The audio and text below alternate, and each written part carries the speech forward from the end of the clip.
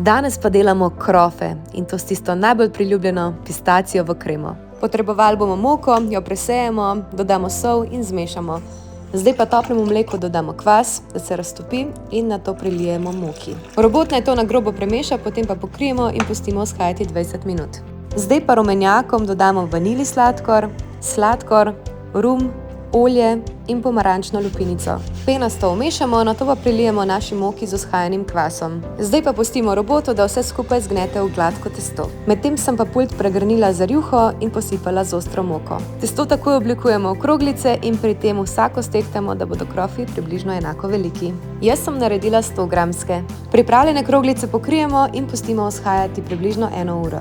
Med tem časom segrejemo olje na nizki temperaturi, leseno kuhalnico potopimo v olje in če se okoli nje delajo mehurčki, je olje pripravljeno. Krofe previdno položimo v olje in pokrijemo s pokrovko. Po približno 4 minutah jih obrnemo in nadaljnjo pečemo brez pokrovke.